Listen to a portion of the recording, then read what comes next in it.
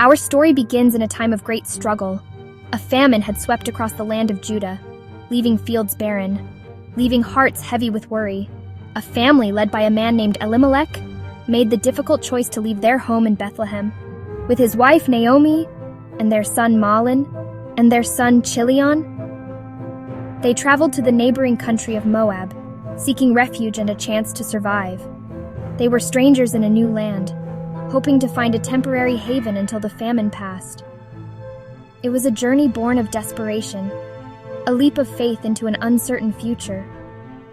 Life in Moab was different, but for a time, it seemed to offer the stability they sought.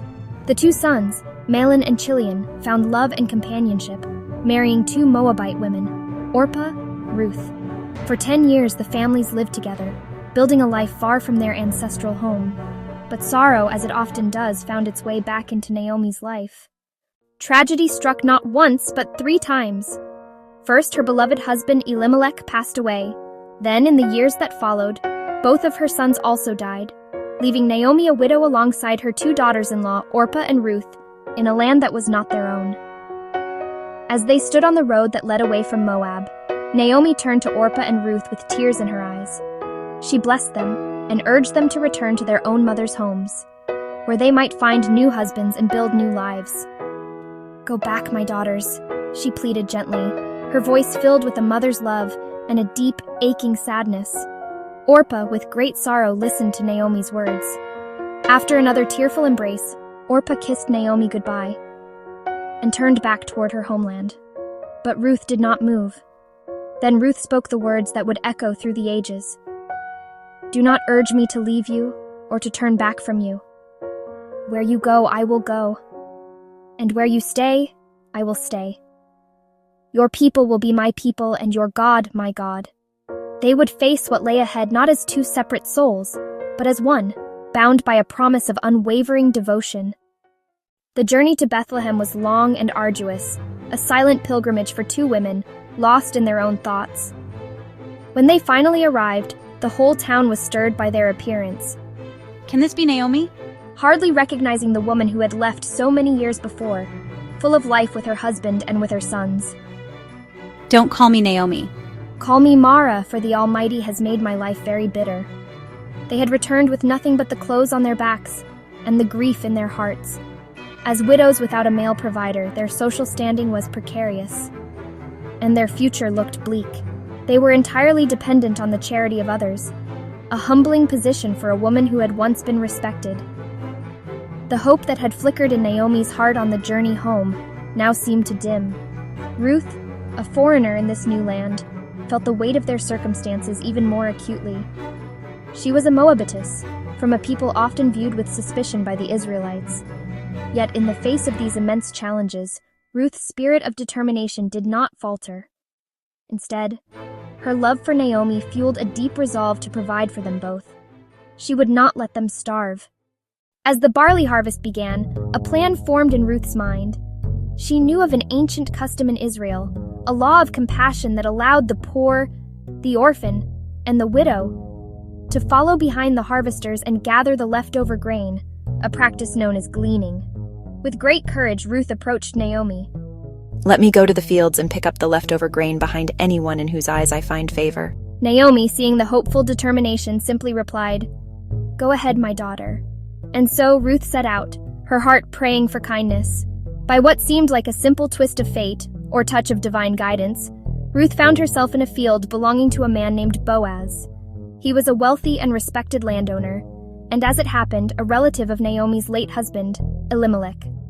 Ruth did not know this. She simply put her head down and worked tirelessly, her movements quick and efficient. From early morning she gleaned among the sheaves, taking only a brief rest. Her diligence and humble spirit did not go unnoticed by the foreman or the other workers. She was a quiet, steady presence, her focus entirely on the task at hand. When Boaz arrived to oversee his harvesters, his eyes were immediately drawn to the young woman working so diligently. He asked his foreman, "Who does that young woman belong to?" The foreman explained that she was the Moabitess who had returned with Naomi and told Boaz of her humble request and hard work. Boaz was moved by what he heard. He had already heard stories in town about this loyal young woman who left her home to care for her aging mother-in-law. Boaz approached Ruth directly, his voice gentle and full of kindness. He told her to stay in his fields, to work alongside his female workers where she would be safe. He instructed his men not to bother her, and told her that when she was thirsty, she could drink from the water jars his workers had filled. This was an extraordinary act of kindness, going far beyond the basic requirements of the law. He was offering her not just sustenance, protection, provision, and a place of belonging. Overwhelmed by this unexpected generosity, Ruth bowed down with her face to the ground. She asked, "Why have I found such favor in your eyes that you notice me, a foreigner?" Boaz's reply was warm and admiring.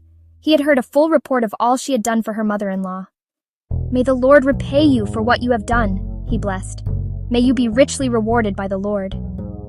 He saw her choice as faith, not just family duty. Boaz invited her to share a meal with him and his workers. She ate until she was full and still had some left over. That evening, Ruth returned to Naomi with a basket overflowing with barley. Naomi was astonished and joyful. "That man is our close relative. He is one of our kinsman redeemers."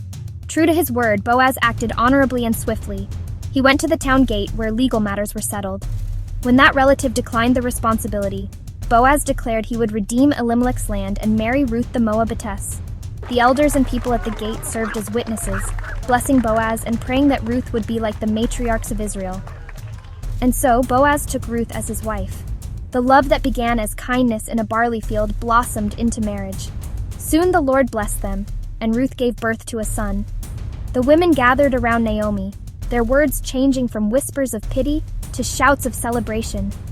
"Praise be to the Lord," they said, "who today has not left you without a kinsman redeemer." Naomi took the child, named Obed, and held him to her heart. The emptiness that had consumed her was filled with the warmth of a grandchild.